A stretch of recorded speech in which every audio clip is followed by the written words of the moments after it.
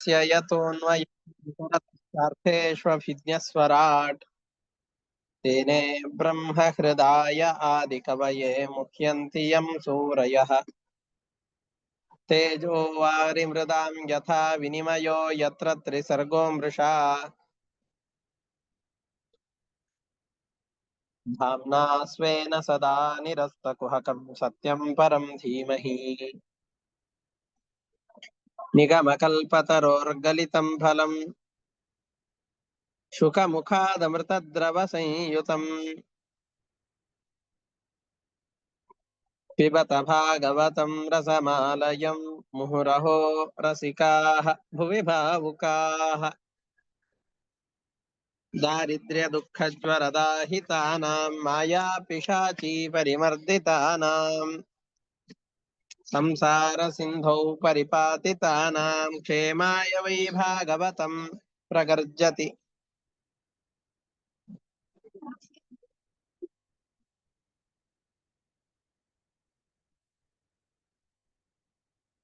ಇಲ್ಲಿಯ ಹೊರಗಿನ ಭಾಗದಲ್ಲಿ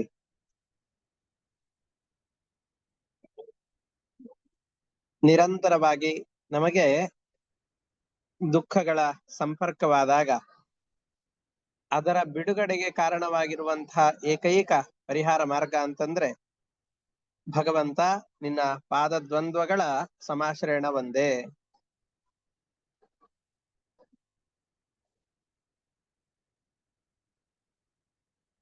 ಎಲ್ಲ ದೇವತೆಗಳು ಯಾವ ನಿನ್ನ ಚರಿತ್ರೆಯನ್ನ ಕೊಂಡಾಡ್ತಾ ಇದ್ದಾರೋ ಅಂತಹ ಚರಿತ್ರೆಗಳನ್ನ ನಾನು ನನ್ನ ಶಕ್ತಿ ಅನುಸಾರವಾಗಿ ಕೊಂಡಾಡ್ತೇನೆ. ಈ ಸಂಸಾರ ಬಂಧನದಿಂದ ಮುಕ್ತನಾಗ್ತೇನೆ. ಅಷ್ಟೇ ಅಲ್ಲ, ನಾರದರಂತಹ ಸಜ್ಜನರ ಸಹವಾಸದಲ್ಲಿದ್ದುಕೊಂಡು ಯಾವ ದುಃಖಗಳಿವೆಯೋ ಆ ದುಃಖಗಳಿಂದ ತೀರವನ್ನ ನಾನು ಮುಟ್ತೇನೆ. ದುಃಖಗಳ ಸಾಗರದ ಪಾರವನ್ನ ನಾನು ಮುಟ್ತೇನೆ. 3 ಅಂಶಗಳನ್ನ ಇದರಲ್ಲಿ ಹೇಳ್ತಾ ಇದ್ದಾರೆ. ಒಂದು, ಮಹಾತ್ಮರು ಮಾಡಿದ ಭಗವಂತನ ಸ್ತೋತ್ರಗಳನ್ನ ಕಥೆಗಳನ್ನ ನಾವು ಶಕ್ತಿ ಅನುಸಾರ ಕೇಳಬೇಕು, ಕೇಳಿದ್ದನ್ನ ಹೇಳಬೇಕು. ಇದು ಒಂದು ಸಾಧನೆಯ ದಾರಿ.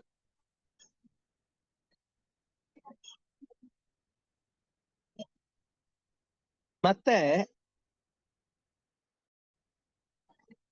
ನೀನು ನನಗೆ ರಕ್ಷಕ ಅಂತ ವಿಶ್ವಾಸ ಇಡ್ತೇನೆ, ಎರಡನೇದು. ಮೂರನೆಯದ್ದು, ನಾರದಾದಿ ಪರಮಹಂಸರೆಲ್ಲ ಇದ್ದಾರಲ್ಲ ಅಂತಹ ಸಜ್ಜನರ ಸಹವಾಸದಲ್ಲಿ ನಾನಿರ್ತೇನೆ. ಈ 3 ಇತ್ತು ಅಂತಂದ್ರೆ ದುಃಖಗಳ ಈ ಬಂಧನದಿಂದ ಆದಷ್ಟು ಮಟ್ಟಿಗೆ ದೂರ ಹೋಗಬಹುದು.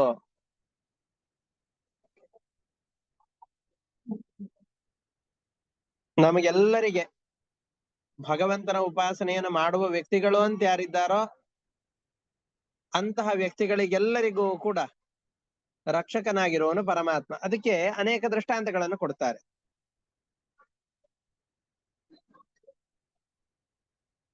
ಇನ್ನು ತನ್ನ ಕೆಲಸಗಳನ್ನ ತಾನು ಮಾಡಿಕೊಳ್ಳಿಕ್ಕೆ ಆಗದೇ ಇರುವಂತಹ ಮಗುವಿಗೆ ರಕ್ಷಕರು ಯಾರು?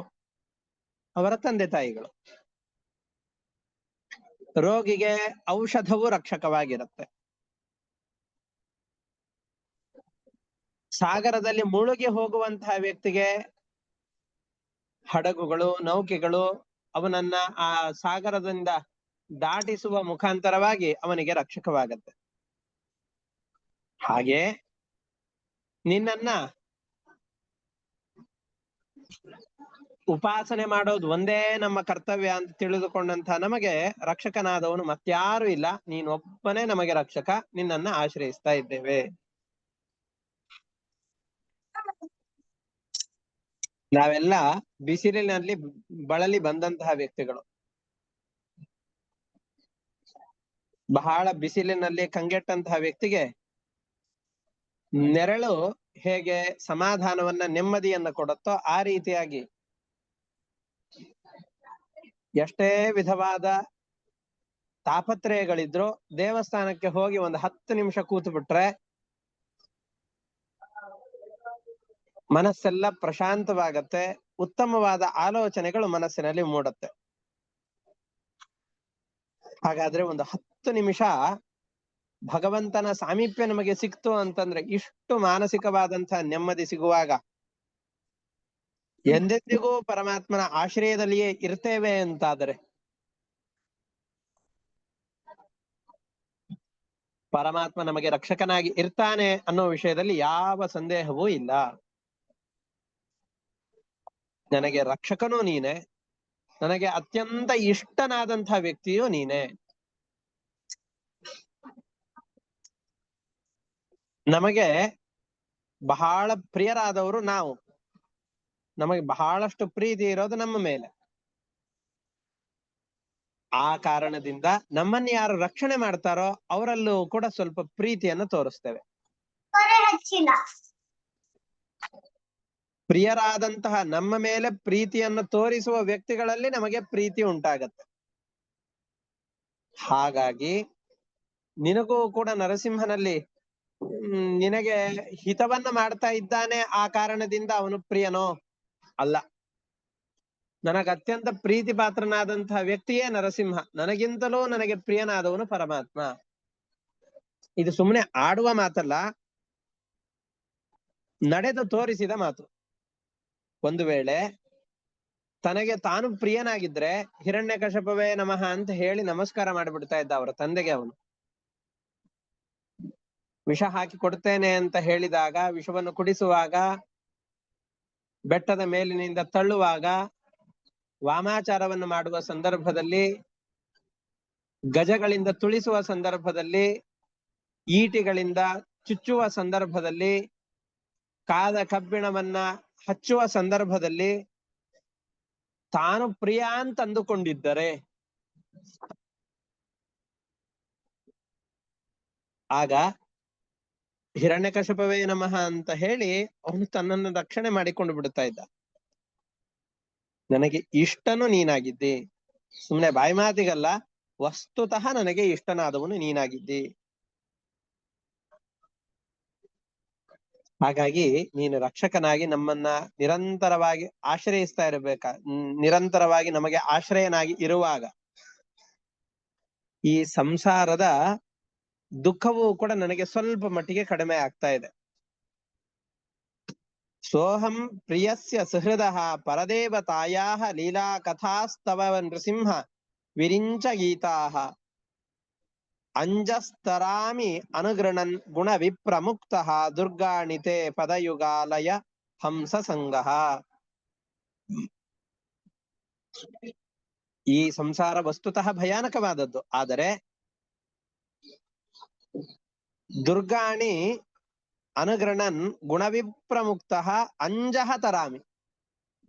ಬಹಳ ಕಠೋರವಾದಂತಹ ದುರ್ಗಗಳನ್ನ, ಎತ್ತರವಾದಂತಹ ಕೋಟೆಯ ಗೋಡೆಗಳನ್ನ ನಮ್ಮಂತಹ ಸಾಮಾನ್ಯರಿಗೆ ದಾಟೋದು ಬಹಳ ಕಷ್ಟ. ಆದರೆ ಗರುಡ ಅನಾಯಾಸವಾಗಿ ಅದನ್ನು ದಾಟಿ ಬಿಡುತ್ತೆ. ದೇಶಗಳ ಬಾರ್ಡರ್ಗಳು, ಗಡಿ ಭಾಗಗಳು ಮನುಷ್ಯರಿಗೆ ದಾಟೋದು ಬಹಳ ಕಷ್ಟ. ಆ ಹಕ್ಕಿಗಳಿಗೆ ಅದನ್ನ ದಾಟೋದು ಬಹು ಸುಲಭ, ಅನಾಯಾಸವಾಗಿ ಅದನ್ನ ದಾಟಿ ಬಿಡುತ್ತೆ.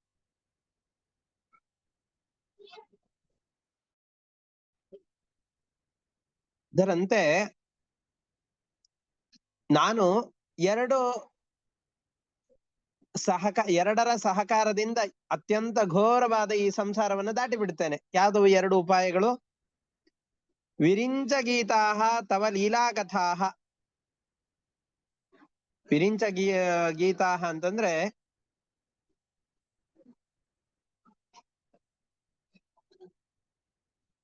ಬ್ರಹ್ಮದೇವರು ಸ್ತೋತ್ರ ಮಾಡಿದ್ರ, ದೇವಾನುದೇವತೆಗಳಿಂದ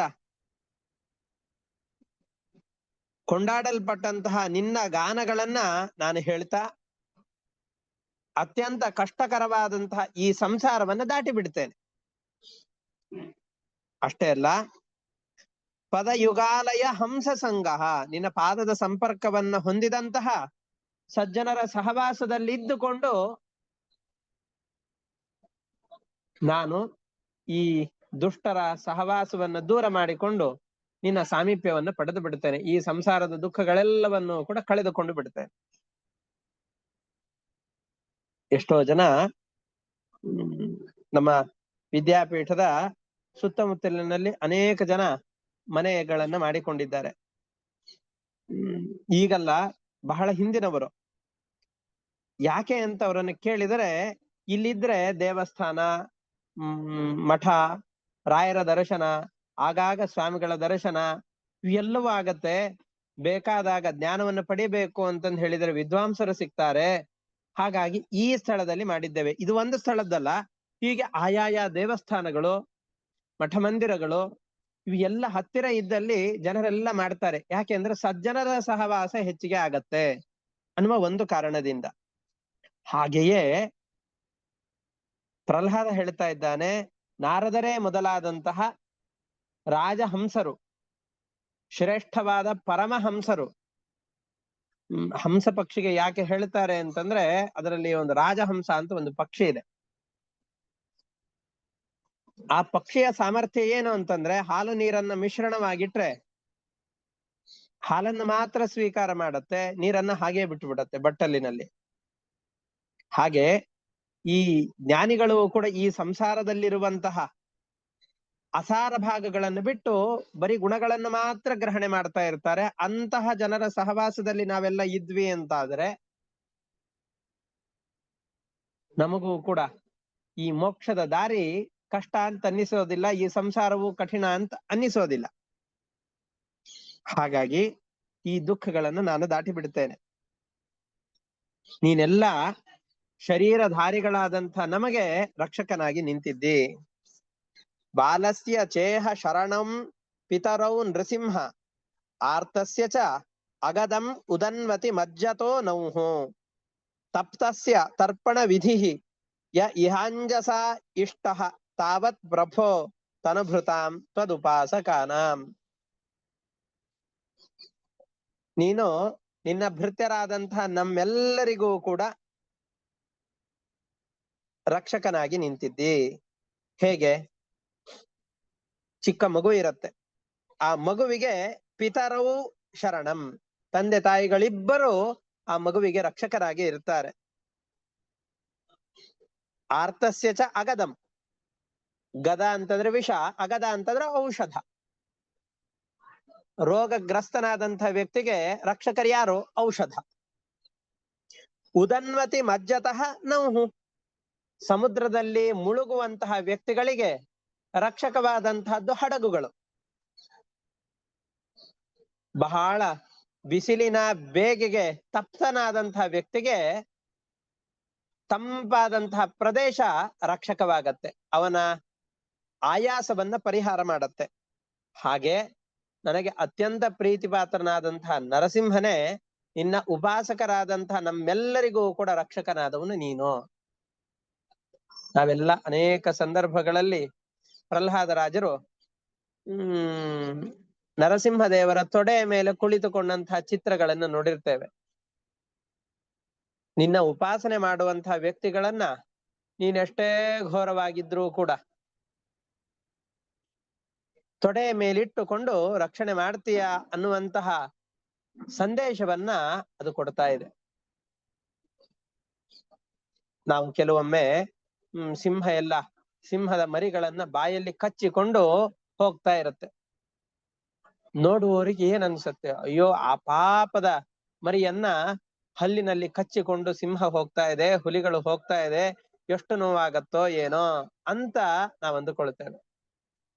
ಆದರೆ ಸಿಂಹ ಬೇಟೆಯನ್ನಾಡುವಾಗ ಯಾವ ಹಲ್ಲುಗಳನ್ನ ತನ್ನ ಬೇಟೆಯನ್ನ ಸೀಳಲಿಕ್ಕೆ ಅಂತ ಉಪಯೋಗಿಸತ್ತೋ ಅದೇ ಹಲ್ಲುಗಳನ್ನ ತನ್ನ ಮಗುವನ್ನ ಎತ್ತುವಾಗ ಮೃದುವಾಗಿ ಮಗುವಿಗೆ ಕೂದಲು ಕೂಡ ಕೊಂಕದಂತೆ ಅದನ್ನ ಅದೇ ಹಲ್ಲಿನಿಂದ ರಕ್ಷಣೆ ಮಾಡುತ್ತೆ. ಅದರ ಮಕ್ಕಳಿಗೆ, ಮರಿಗಳಿಗೆ ಏನೂ ತೊಂದರೆಯಾಗೋದಿಲ್ಲ. ಹಾಗೆ ನರಸಿಂಹದೇವರು ಕ್ರುದ್ಧರಾದಾಗ ರಾಕ್ಷಸರನ್ನ ಹೇಗೆ ಸಂಹಾರ ಮಾಡ್ತಾರೋ ಅದೇ ರೀತಿಯಾಗಿ ಅದೇ ಉಗ್ರರೂಪಿಯಾದಂತಹ ನರಸಿಂಹದೇವರು ಶಿಷ್ಟರನ್ನ ತೊಡೆಯ ಮೇಲಿಟ್ಟುಕೊಂಡು ಸಲಹುತ್ತಾರೆ ಅನ್ನುವಂಥದ್ದಕ್ಕೆ ಪ್ರಹ್ಲಾದರಾಜರ ಈ ಮಾತು ಪ್ರಮಾಣವಾಗಿ ನಿಲ್ಲತ್ತೆ. ತಾವತ್ ಪ್ರಭೋ ತನಭೃತಾಂ ತ್ವದುಪಾಸಕಾನಾಂ.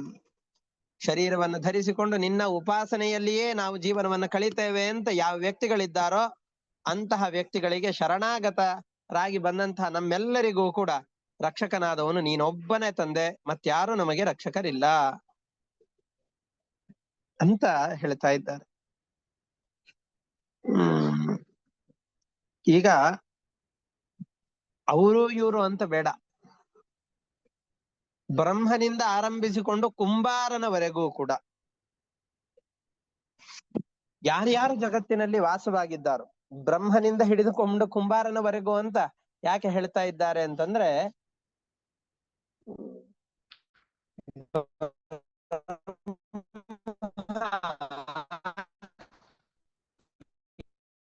ಇಡೀ ಜಗತ್ತನ್ನು ನಿರ್ಮಾಣ ಮಾಡ್ತಾರೆ. ಬ್ರಹ್ಮಾಂಡದ ಎದುರಿನಲ್ಲಿ ಮಡಿಕೆ ತುಂಬಾ ಚಿಕ್ಕದಾದ ವಸ್ತು, ಬೃಹತ್ತಾದ ವಸ್ತುವಿನಿಂದ ಹಿಡಿದುಕೊಂಡು ಅತ್ಯಂತ ಅಲ್ಪವಾದಂತಹ ವಸ್ತು ಅಂತ ಕರೆಸಿಕೊಳ್ಳುವ ಆ ಮಣ್ಣಿನ ಮಡಿಕೆಯವರೆಗೂ, ಅಂದ್ರೆ ಅದು ಒಂದು ಅಂತಲ್ಲ, ನಾವು ಯಾವ ಯಾವ ಕೆಲಸಗಳನ್ನ ಮಾಡ್ತಾ ಇದ್ದೇವೋ ನಾವೆಲ್ಲ ಒಬ್ಬೊಬ್ಬರ ಸ್ವಭಾವ ಒಂದೊಂದು ರೀತಿಯಾದಂತಹದ್ದು. ಅತ್ಯಂತ ವಿಲಕ್ಷಣವಾದಂತಹ ವ್ಯಕ್ತಿತ್ವ ನಮ್ಮೆಲ್ಲರಲ್ಲೂ ಇರುತ್ತೆ. ನನ್ನ ಸ್ವಭಾವದಂತೆ ಮತ್ತೊಬ್ಬರದ್ದಿಲ್ಲ, ಅವರದ್ದಂತೆ ಮತ್ತೊಬ್ಬರದ್ದಿಲ್ಲ. ತಂದೆಯ ಸ್ವಭಾವದಂತೆ ಮಗನದ್ದಿರೋದಿಲ್ಲ, ಆ ಮಗನ ಸ್ವಭಾವದಂತೆ ಅವನ ಮಗನದ್ದಿರೋದಿಲ್ಲ. ತಾಯಿಯ ಸ್ವಭಾವ ಮಗಳಿನಲ್ಲಿರೋದಿಲ್ಲ, ಮಗನಲ್ಲಿರೋದಿಲ್ಲ, ಅವಳ ತಾಯಿಯಲ್ಲಿರೋದಿಲ್ಲ. ಒಬ್ಬೊಬ್ಬರದ್ದು ವಿಲಕ್ಷಣವಾದ ಸ್ವಭಾವ. ಒಂದೇ ಮನೆಯಲ್ಲಿರುವಂತಹ ಒಂದೇ ತಂದೆ ತಾಯಿಗಳಿಗೆ ಹುಟ್ಟಿದಂತಹ 10 ಜನ ಮಕ್ಕಳಲ್ಲಿ 10 ವಿಧವಾದಂತಹ ಸ್ವಭಾವಗಳಿರುತ್ತೆ. ನೋಡ್ಲಿಕ್ಕೆ ಒಂದೇ ರೀತಿಯಾಗಿ ಕಾಣಿಸ್ತಾರೆ, ಆದರೆ ಸ್ವಭಾವ ಮಾತ್ರ ಅತ್ಯಂತ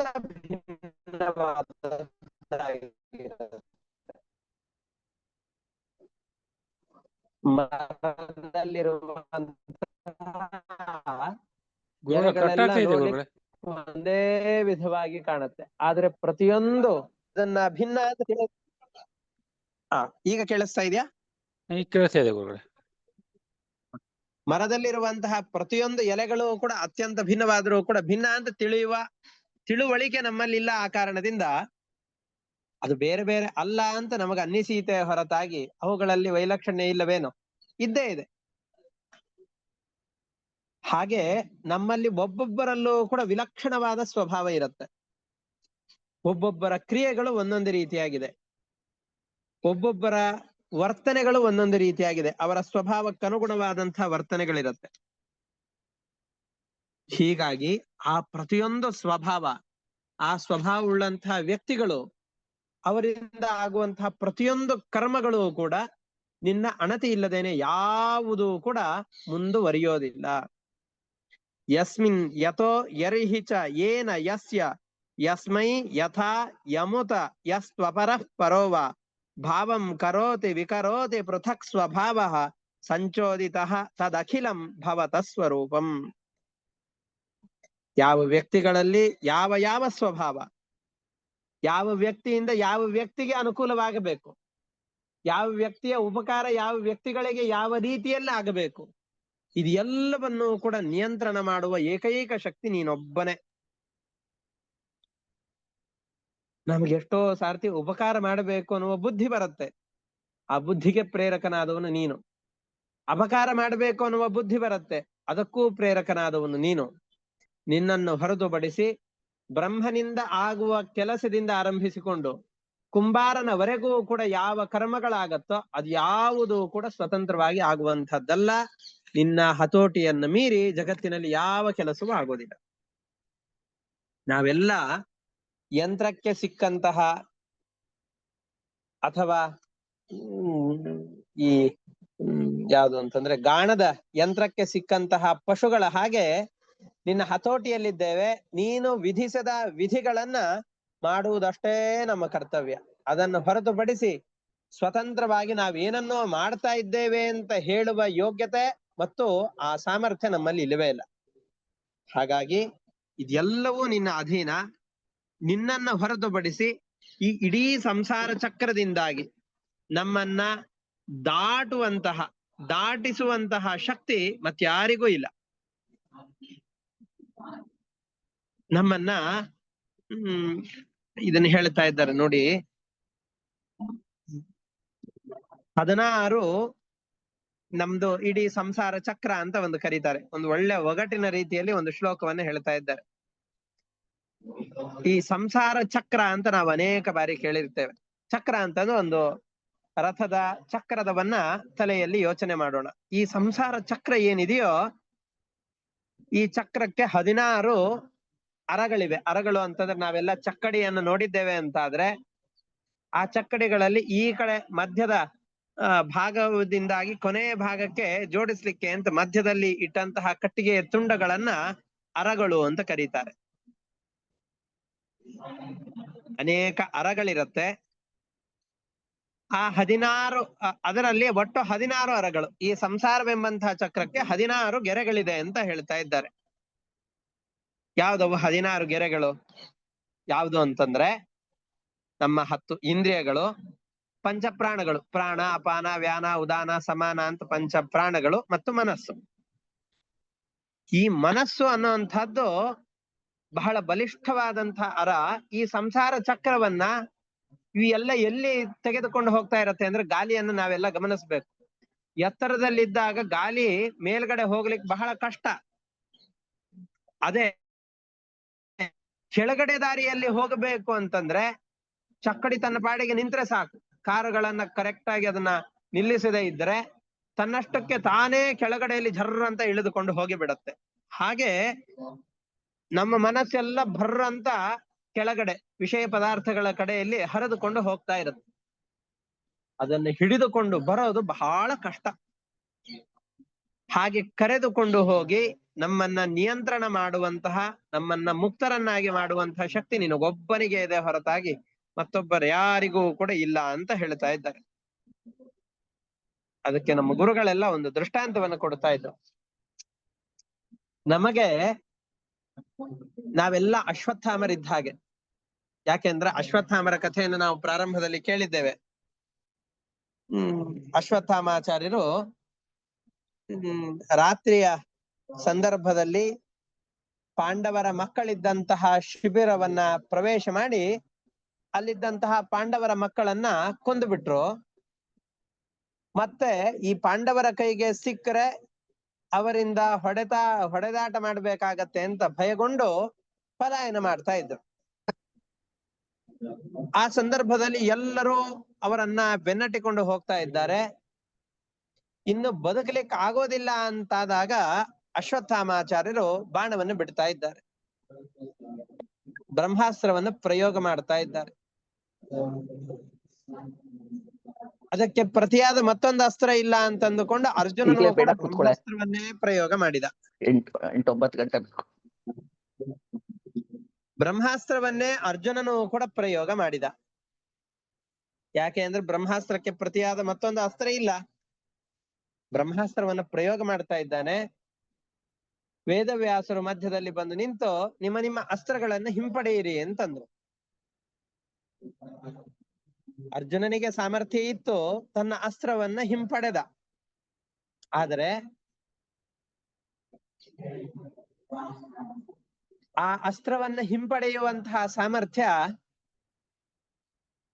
ಅಶ್ವತ್ಥಾಮರಿಗೆ ಇರ್ಲಿಲ್ಲ. ಅಸ್ತ್ರವನ್ನ ಬಿಟ್ರು, ನನಗೆ ಹಿಂಪಡಿಲಿಕ್ಕೆ ಆಗೋದಿಲ್ಲ ಅಂತ ಕೈ ಚೆಲ್ಲಿ ಬಿಟ್ರು. ಆಮೇಲೆ ಅರ್ಜುನನೇ ಆ ಅಸ್ತ್ರವನ್ನು ಹಿಡಿದುಕೊಂಡ ಅಂತೆಲ್ಲ ಇದೆ, ಅದು ಬೇರೆ ವಿಷಯ. ನಾವೆಲ್ಲ ಅಶ್ವತ್ಥಾಮಾಚಾರ್ಯರ ಹಾಗಿದ್ದೇವೆ. ಅಸ್ತ್ರಗಳನ್ನ ಬಿಡುವುದು ಗೊತ್ತಿದೆ, ನಮ್ಮ ಇಂದ್ರಿಯಗಳನ್ನ ವಿಷಯ ಪದಾರ್ಥಗಳ ಕಡೆಯಲ್ಲಿ ಹರಿಬಿಡೋದು ನಮಗೆ ಬಹಳ ಸುಲಭವಾಗಿ ಗೊತ್ತಿದೆ. ಆದರೆ ಬಿಟ್ಟಂತಹ ಇಂದ್ರಿಯಗಳನ್ನ ವಾಪಸ್ ನಮ್ಮ ಹತೋಟಿಗೆ ತಂದುಕೊಳ್ಳುವ ಸಾಮರ್ಥ್ಯ ನಮಗಿಲ್ಲವೇ ಇಲ್ಲ.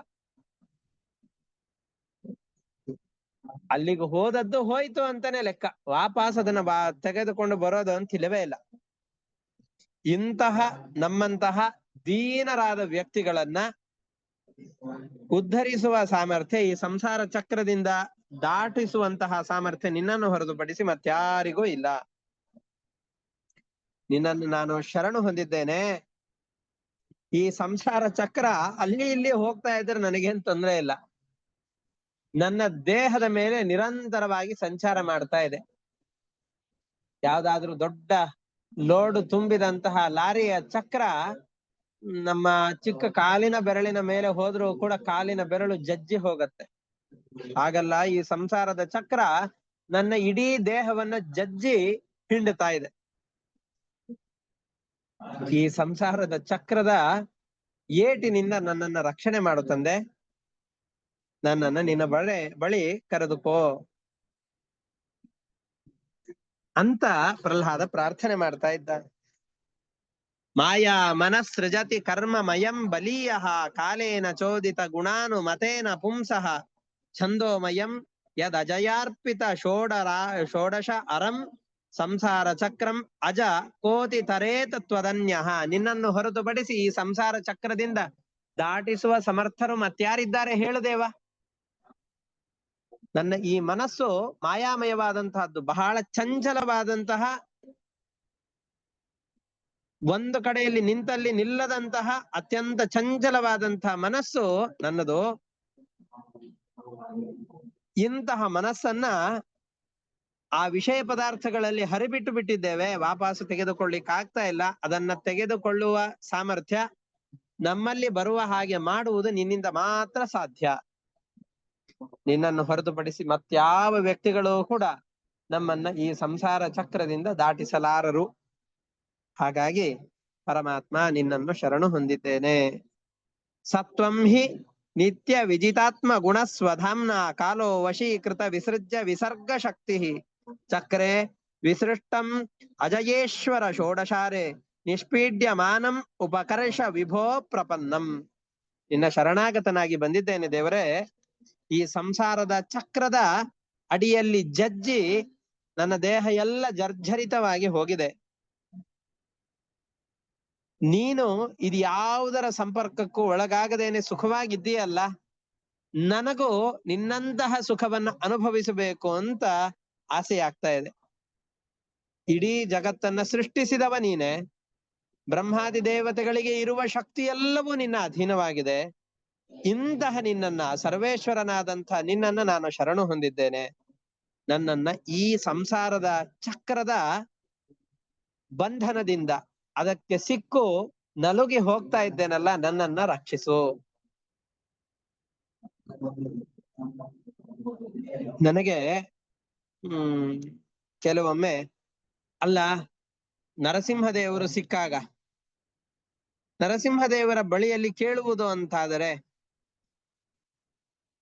ಜೀವನದಲ್ಲಿ ದೀರ್ಘವಾದ ಆಯುಷ್ಯವನ್ನು ಕೊಡು ಅಂತ ಕೇಳ್ಕೊಂಡು, ದೊಡ್ಡ ಸಂಪತ್ತುಗಳನ್ನು ಕೊಡು, ವೈಭವವನ್ನು ಕೊಡು, ಇಡೀ ರಾಜ್ಯದ ಆಧಿಪತ್ಯವನ್ನ ನನ್ನಲ್ಲಿ ಇರುವ ಹಾಗೆ ಮಾಡು, ನನ್ನಲ್ಲಿರುವಂತಹ ಸಂಪತ್ತು ನನ್ನ ಮರಣಾಂತವಾಗಿ ಬಿಟ್ಟು ಹೋಗದಂತೆ ದಯಪಾಲಿಸು ಅಂತ ನಾನೆಲ್ಲ ಕೇಳಬಹುದಾಗಿತ್ತು. ಆದರೆ ಈಗ ತಾನೇ ಬಂದು ನಿನ್ನಿಂದ ನನ್ನ ತಂದೆ ಸಂಹೃತನಾಗಿರುವಂತಹ ಘಟನೆಯನ್ನ ಕಣ್ಣಾರೆ ಕಂಡು ಕೂಡ ಮತ್ತೆ ಅದನ್ನೇ ಪ್ರಾರ್ಥಿಸಲೇನು? ಅದಕ್ಕೆ ನನಗೆ ಬುದ್ಧಿ ಬಂದಿದೆ. ನೀನು ಬಂದಾಗ ನಿನ್ನ ಬಳಿಯಲ್ಲಿ ಕೇಳಿಕೊಳ್ತಾ ಇರೋದೇನು ಅಂತಂದ್ರೆ, ನಿಷ್ಪೀಡ್ಯಮಾನಂ ಉಪಕರ್ಷ ವಿಭೋ ಪ್ರಪನ್ನಂ. ನಿನ್ನ ಭಕ್ತನಾಗಿ ಬಂದಂತಹ ನನ್ನನ್ನ ನಿನ್ನ ಕಡೆಯಲ್ಲಿ ಸೆಳೆದುಕೊಂಡು ಹೋಗು. ನಾ ಬೇರೆ ಕಡೆಯಲ್ಲಿ ಹೋಗೋದಿಲ್ಲ. ಯಾಕೆ ಅಂದ್ರೆ ಬೇರೆ ಕಡೆಯಲ್ಲಿ ಹೋದೆ ಅಂತಾದರೆ ನಿನ್ನನ್ನು ಬಿಟ್ಟು ಬೇರೆ ಎಲ್ಲಿ ಹೋದ್ರು, ಸ್ವರ್ಗಕ್ಕೆ ಹೋದ್ರು ವಾಪಸ್ ಇಳಿಬೇಕು.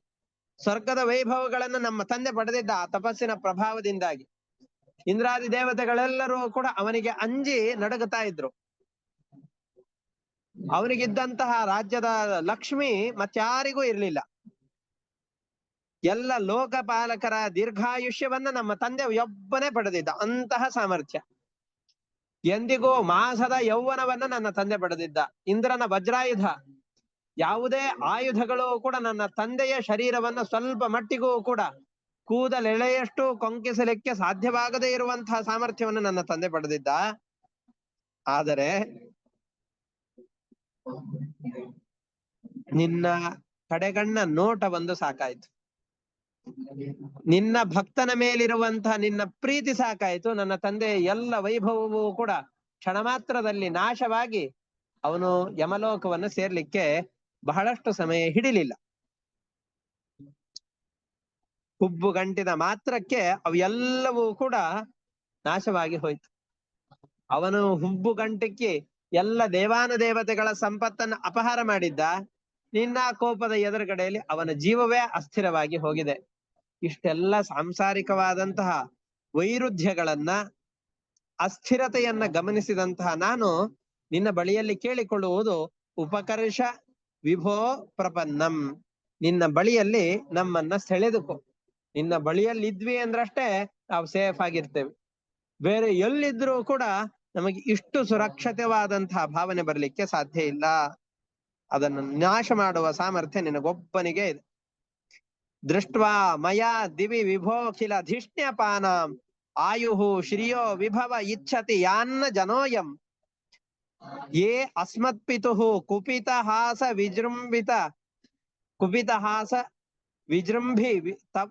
ವಿಜೃಂಭಿತಭ್ರೂ ವಿಸ್ಫೂರ್ಜಿತೇನ ಲುಲಿತಾಹ ಸತುತೆ ನಿರಸ್ತಃ. ನಮ್ಮ ತಂದೆಯ ಹುಬ್ಬು ಗಂಟಿಕ್ಕಿದ ಮಾತ್ರದಿಂದಾಗಿ ದೇವಾನುದೇವತೆಗಳ ಸಾಮರ್ಥ್ಯ ಏನಿತ್ತು ಅದೆಲ್ಲವೂ ಕೂಡ ಕ್ಷಣ ಮಾತ್ರದಲ್ಲಿ ಬಿದ್ದು ಹೋಯ್ತು. ನನ್ನ ತಂದೆಯಿಂದ ತಪ್ಪಿಸಿಕೊಳ್ಳೋದು ಹೇಗೆ ಅಂತ ದೇವತೆಗಳೆಲ್ಲ ದಿಕ್ಕಾಪಾಲಾಗಿ ಹೋದ್ರು. ಅದೇ ನನ್ನ ತಂದೆ ತನ್ನ ಎಲ್ಲ ಸಂಪತ್ತನ್ನು ಬಿಟ್ಟು, ಈ ಶರೀರವನ್ನು ಬಿಟ್ಟು ಬೇರೆ ಲೋಕಕ್ಕೆ ಹೋಗಿದ್ದಾನೆ. ಅದನ್ನು ನಾಶ ಮಾಡಿದವನು ನೀನೇ ಅಲ್ವಾ? ಹಾಗಾಗಿ ಸರ್ವಶಕ್ತನಾದವನು ನೀನು. ಎಲ್ಲದರ ಭಯವನ್ನ, ಬಲವನ್ನ ಅಪಹಾರ ಮಾಡುವ ಶಕ್ತಿ ಇರೋದು ಕಾಲಕ್ಕೆ. ಕಾಲ ಅನ್ನೋದಕ್ಕೆ ಆ ಅರ್ಥ. ಎಲ್ಲರಲ್ಲಿರುವಂತಹ ಸಾಮರ್ಥ್ಯವನ್ನ ಕಲಯತಿ, ಆಕರ್ಷಿಸತ್ತೆ. ಪ್ರತಿ ಕ್ಷಣದಲ್ಲೂ ಕೂಡ ನಮ್ಮಲ್ಲಿರುವಂತಹ ಬಲವನ್ನ ಸ್ವಲ್ಪ ಸ್ವಲ್ಪವಾಗಿ ಅದು ಹಿಂಜುತ್ತಾ ಇರತ್ತೆ. ನಮಗೆ ನಮ್ಮಲ್ಲಿರುವ ಬಲ ಕಡಿಮೆಯಾಗ್ತಾ ಇದೆ ಅನ್ನುವ ಚಿಂತನೆಯೇ ಇಲ್ಲದೇನೆ ನಾವೆಲ್ಲ ಬದುಕ್ತಾ ಇರ್ತೇವೆ. ಹಾಗಾಗಿ ನೀನು ನಮ್ಮೆಲ್ಲರಿಗೂ ಅತ್ಯಂತ ಇಷ್ಟವಾದಂತಹ ಪದಾರ್ಥಗಳು ಯಾವ್ಯಾವ್ದು ಅಂತ ಜಗತ್ತಿನಲ್ಲಿದೆಯೋ ಆ ಎಲ್ಲ ಸಂಪತ್ತನ್ನು ಕೂಡ, ಭೋಗ ಪದಾರ್ಥಗಳನ್ನ, ಶರೀರವನ್ನ ಕಾಲನಾಮಕನಾಗಿ ನಿಂತುಕೊಂಡು ಪ್ರತಿ ಕ್ಷಣದಲ್ಲಿ ಅಪಹಾರ ಮಾಡ್ತಾ ಇರ್ತೀಯ. ನಾವೆಲ್ಲ ಭ್ರಾಂತರಾಗಿ ಯಾವುದೋ ಒಂದು ಭೋಗವನ್ನ ಗಳಿಸ್ತಾ ಇದ್ದೇವೆ, ಬೇಕಾದಷ್ಟು ಸಾಮರ್ಥ್ಯ ನಮಗೆ ಸಿಕ್ಕಿದೆ ಅಂತ ಭೋಗದ ಅಮಲಿನಲ್ಲಿರುವಾಗಲೇನೆ ನಮ್ಮಲ್ಲಿರುವಂತಹ ಎಲ್ಲ ಸಂಪತ್ತನ್ನ ಕಾಲನಾಮಕನಾಗಿ ನಿಂತುಕೊಂಡು ಆಯುಷ್ಯದ ಮುಖಾಂತರವಾಗಿ, ವಯಸ್ಸು ಕಳೆಯುವ ಮುಖಾಂತರವಾಗಿ, ಚರ್ಮವೆಲ್ಲ ಸುಕ್ಕುಗಟ್ಟುವ ಮುಖಾಂತರವಾಗಿ ನೀನು ಕಳೀತಾ ಇದ್ದಿ ಅನ್ನೋ ಪರಿವೆಯೇ ನಮ್ಮಲ್ಲಿ ಇರೋದಿಲ್ಲ. ಆದ್ರೆ ನನಗ್ ಗೊತ್ತಿದೆ, ಈ ಎಲ್ಲ ರೀತಿಯಿಂದಾಗಿ ನೀ ನಮ್ಮಲ್ಲಿರುವ ಸಾಮರ್ಥ್ಯವನ್ನ ಅಪಹಾರ ಮಾಡ್ತಾ ಇರ್ತಿ. ಸ್ವಲ್ಪ ಕೊಟ್ಟಾಗೆ ಕೊಟ್ಟು ಈ ಚಿಕ್ಕ ಮಕ್ಕಳಿಗೆಲ್ಲ ಅವ್ರ ಕೈಯಲ್ಲಿರುವಂತಹ ಬಂಗಾರದ ವಸ್ತುಗಳನ್ನ ಉಪಾಯವಾಗಿ ಇಸಿದುಕೊಳ್ಳಿಕ್ಕೆ ಅಂತ ಚಿಕ್ಕ ₹1, ₹2 ಅಥವಾ ಮನೆಯಲ್ಲಿರುವಂತಹ ಕಲ್ಲು ಸಕ್ಕರೆಯನ್ನು ಕೊಟ್ಟು ಬಂಗಾರದ ವಸ್ತುಗಳನ್ನು ಇಸಿದುಕೊಳ್ತಾರಲ್ಲ, ಮಗುವಿಗೇನು ಗೊತ್ತು ಇಷ್ಟು ದೊಡ್ಡದಾದಂತಹ ಸಂಪತ್ತನ್ನ ಅಪಹಾರ ಮಾಡ್ತಾ ಇದ್ದಾರೆ ಅಂತ? ಅದಕ್ಕೆ ಗೊತ್ತಿಲ್ಲ. ಅದು ಚಿಕ್ಕದಾದ ಪೆಪ್ಪರ್ಮೆಂಟಿನ ಆಸೆಗೆ ಅಥವಾ ಆ ಚಾಕೊಲೇಟಿನ ಆಸೆಗೆ, ಕಲ್ಲು ಸಕ್ಕರೆಯ ಆಸೆಗೆ ತನ್ನಲ್ಲಿರುವ ಅಮೂಲ್ಯವಾದಂತಹ ಸಂಪತ್ತನ್ನ ಕೊಟ್ಟು ಬಿಡತ್ತಲ್ಲ. ಹಾಗೆ ನಾವೆಲ್ಲರೂ ಕೂಡ ಕಾಲನಾಮಕನಾದ ನಿನ್ನ ಎದುರುಗಡೆಯಲ್ಲಿ ಸ್ವಲ್ಪವಾದಂತಹ ಭೋಗ ಪದಾರ್ಥಗಳ ಆಸೆಗೆ ಜೋತು ಬಿದ್ದು, ನಮಗೆ ನೀನು ಕೊಟ್ಟಿರುವಂತಹ ಅಮೂಲ್ಯವಾದ ಆಯುಷ್ಯವನ್ನ, ಇಂದ್ರಿಯಗಳ ಶಕ್ತಿಯನ್ನ, ದೈಹಿಕವಾದ ಸಾಮರ್ಥ್ಯವನ್ನ, ಇವೆಲ್ಲವನ್ನು ಕೂಡ ವ್ಯರ್ಥ ಮಾಡ್ತಾ ಇದ್ದೇವೆ. ವ್ಯರ್ಥ ಮಾಡುವ ಹಾಗೆ ನೀ ನಮ್ಮನ್ನೆಲ್ಲರನ್ನು ಕೂಡ ಅಂಧಕೂಪದಲ್ಲಿ ದೂಕಿಸ್ತೀಯ ಅಂತನೂ ನಮಗ್ ಗೊತ್ತಿದೆ. ಅದರಿಂದ ಬ್ರಹ್ಮದೇವರ ಆಯುಷ್ಯದಿಂದ ಹಿಡಿದುಕೊಂಡು ಇಡೀ ಜಗತ್ತಿನಲ್ಲಿರುವ ಎಲ್ಲ ಸಂಪತ್ತನ್ನು ನಿನಗೆ ಕೊಡ್ತೇನೆ, ಇಡೀ ಜಗತ್ತಿನ ವೈಭವವನ್ನು ನಿನಗೆ ಕೊಡ್ತೇನೆ ಅಂತ ಹೇಳಿದ್ರು ನನಗದು ಬೇಡ.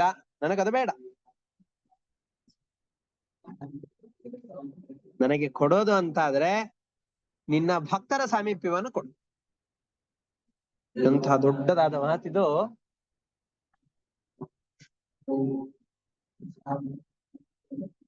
ನನಗೆ ಬೇಕಾದಂತಹದ್ದು ಇಡೀ ಲೋಕದ ಆಧಿಪತ್ಯ ಅಲ್ಲ, ನಿನ್ನ ಭಕ್ತರು ಯಾರಿದ್ದಾರಲ್ಲ ಅವರ ಸಂಪರ್ಕವನ್ನು ಕೊಡು. ಯಾಕೆ ಅಂದ್ರೆ ಈ ಎಲ್ಲ ಸಂಪತ್ತುಗಳು ಬಂತು ಅಂತಂದ್ರೆ ನಮಗೆ ಅಹಂಕಾರ ಬಂದ್ಬಿಡತ್ತೆ. ಅಹಂಕಾರದಿಂದ ಮತ್ತರಾಗಿ ನಿನ್ನನ್ನ ಮರೆತು ಬಿಡ್ತೇವೆ. ನಿನ್ನನ್ನು ಮರೆಸುವ ಸಂಪತ್ತು ನಮಗೆ ಎಂದಿಗೂ ಬೇಡ ತಂದೆ. ನನಗೆ ಬ್ರಹ್ಮಲೋಕದ ಬ್ರಹ್ಮದೇವರ ಆಯುಷ್ಯ ಸಿಕ್ಕರೂ ಕೂಡ ಆ ಆಯುಷ್ಯವೂ ಒಂದು ದಿವಸ ಕೊನೆ ಆಗಲೇಬೇಕು, ಶಾಶ್ವತವಾದದ್ದಲ್ಲ. ಎಷ್ಟೇ ವೈಭವದ ಸಂಪತ್ತು ಮುಂತಾದವುಗಳು ಎಲ್ಲ ಸಿಕ್ಕರೂ ಕೂಡ ಒಂದಲ್ಲ ಒಂದು ದಿವಸ ಆ ಸಂಪತ್ತು ನಮ್ಮಿಂದ ದೂರ ಹೋಗುವಂತಹದ್ದೇ. ನಾವೆಲ್ಲ ಮತ್ತೊಂದು ಜನರೇಷನ್ನಿಗೆ ಸಂಪತ್ತನ್ನ ಕೊಂಡೊಯ್ಯುವ ಕೆಲಸವನ್ನ ಮಾಡ್ತೇವೆ ಹೊರತಾಗಿ ಆ ಸಂಪತ್ತಿನ ಉಪಯೋಗ ನಮಗೆ ಮಾತ್ರದಷ್ಟು ಆಗೋದಿಲ್ಲ. ಹಾಗಾಗಿ ಪರಮಾತ್ಮ ನನಗೆ ನೀನು ಅನುಗ್ರಹಿಸಿ ಏನಾದ್ರೂ ಕೊಡ್ತೀಯಾ ಅಂತ ಆದರೆ, ಕೊಡಬೇಕೆಂದು ನಿನ್ನ ಮನಸ್ಸಿನಲ್ಲಿ ಅನ್ನಿಸಿದೆ ಅಂತ ಆದ್ರೆ ನಿನ್ನ ಭಕ್ತರ ಸಂಘವನ್ನು ಕೊಡು. ತಸ್ಮಾತ್ ಅಮೂಹು ತನುಭೃತಾಂ ಅಹಂ ಆಶಿಷೋ ಜ್ಞಃ ಆಯುಶ್ರಿಯಂ ವಿಭವಂ ಐಂದ್ರಿಯಂ ಆವಿರಿಂಚಾತ್ ನೇಚ್ಛಾಮಿತೆ ವಿಲುಲಿತ ಉರುವಿಕ್ರಮೇಣ ಕಾಲಾತ್ಮನೋಪನಯ ಮಾಂ ನಿಜ ಭೃತ್ಯ ಪಾರ್ಶ್ವಂ. ನನ್ನನ್ನ ನಿನ್ನ ಭೃತ್ಯರು ಯಾರಿದ್ದಾರಲ್ಲ ಅವರ ಸಮೀಪಕ್ಕೆ ಕರೆದುಕೊಂಡು ಹೋಗು. ನಿನ್ನ ಭೃತ್ಯರ ಸಮೀಪದಲ್ಲಿದ್ವಿ ಅಂತಂದ್ರೆ ನಿನ್ನನ್ನು ಬಿಟ್ಟು ಅವರು ಒಂದು ಕ್ಷಣದಲ್ಲೂ ಆ ಕಡೆ ಈ ಕಡೆ ಹೋಗೋದಿಲ್ಲ. ಹೂವಿನ ಜೊತೆಯಲ್ಲಿ ನಾರು ಕೂಡ ಸ್ವರ್ಗಕ್ಕೆ ಸೇರ್ತು ಅಂತ ಹೇಳ್ತಾರಲ್ಲ, ಹಾಗೆ ನಾನು ಕೂಡ ನಿನ್ನ ಭಕ್ತರ ಪಾದವನ್ನು ಹಿಡಿದುಕೊಂಡು ನಿನ್ ಜೊತೆಯಲ್ಲಿ ಬಂದ್ಬಿಡ್ತೇನೆ ಅಷ್ಟೆ. ಅವನಿಗೆ ಹೇಳ್ತಾ ಇರೋದು ಇಷ್ಟೇ, ಉಪಕರ್ಷ ವಿಭೋ ಪ್ರಪನ್ನಂ. ನಿನ್ನ ಬಳಿಯಲ್ಲಿ ಸೆಳೆದುಕೋ. ನಿನ್ನ ಬಳಿಯಲ್ಲಿ ನೀನು ಸಾಕ್ಷಾತ್ತಾಗಿ ಕರೆದುಕೊಳ್ಳೋದಿಲ್ಲ, ಅದಕ್ಕೋಸ್ಕರ ನಿನ್ನ ಭೃತ್ಯರ ಕಡೆಯಲ್ಲಿ ಬಿಡು. ನಿನ್ನ ಭೃತ್ಯರ ಕಡೆಯಲ್ಲಿ ಬಿಟ್ಟಿ ಅಂತಂದ್ರು ಕೂಡ ಅದರ ಅಂತಿಮವಾದಂತಹ ಪ್ರಯೋಜನ ನಿನ್ನ ಪ್ರಾಪ್ತಿಯೇ ಆಗಿರುತ್ತೆ. ಹಾಗಾಗಿ ಪರಮಾತ್ಮ ನಿನ್ನ ಪ್ರಾಪ್ತಿಯನ್ನ ನನಗೆ ಕೊಡು ಅಂತ ಇಲ್ಲಿ ಪ್ರಾರ್ಥನೆ ಮಾಡಿಕೊಳ್ತಾ ಇದ್ದಾರೆ. ನಿನ್ನ ಭಕ್ತರನ್ನ ನನ್ನ ಸಂಪರ್ಕಕ್ಕೆ ಬರುವ ಹಾಗೆ ಮಾಡು, ಮನಸ್ಸು ನಿನ್ನಲ್ಲಿ ಇರುವ ಹಾಗೆ ಮಾಡು ಅಂತ ಕೇಳ್ತಾ ಇದ್ದಾರೆ. ಇದು ಆದ್ಮೇಲೆ ಮತ್ತೆ ಈ ಭೋಗ ಪದಾರ್ಥಗಳಿಂದ ಸುಖವಾಗಿರಬಹುದಲ್ಲ ಅಂತ ನಮ್ಮೆಲ್ಲರ ಭೋಗದ ಜೀವನಕ್ಕೆ ಪ್ರಹ್ಲಾದರಾಜರ ಒಂದು ಅಂಕುಶದಂತಹ ಮಾತು ಮುಂದೆ ಚೆನ್ನಾಗಿದೆ. ಅದರ ವಿವರವನ್ನು ಮತ್ತೆ ಮುಂದಿನ ಪಾಠದಲ್ಲಿ ಗಮನಿಸೋಣ ಅಂತ ಹೇಳ್ತಾ ಇವತ್ತಿನ ಪಾಠವನ್ನು ಇಷ್ಟಕ್ಕೆ ಮುಕ್ತಾಯ ಮಾಡ್ತಾ ಇದ್ದೇನೆ. ಹರಯೇ ನಮಃ. ಶ್ರೀಕೃಷ್ಣ ಅರ್ಪಣಮಸ್ತು. ಅನೇನ ಭಾವಿಯತ್ ಪುಣ್ಯಂ ತೇನ ಪ್ರೀಣಾತು ಕೇಶವ. ಹರಯೇ ನಮಃ. ಶ್ರೀಕೃಷ್ಣ ಅರ್ಪಣಮಸ್ತು. ಎಲ್ಲರಿಗೂ ನಮಸ್ಕಾರ. ಹರಯೇ ನಮಃ. ಧನ್ಯವಾದಗಳು. ನಮಸ್ಕಾರ ಗುರುಗಳೇ.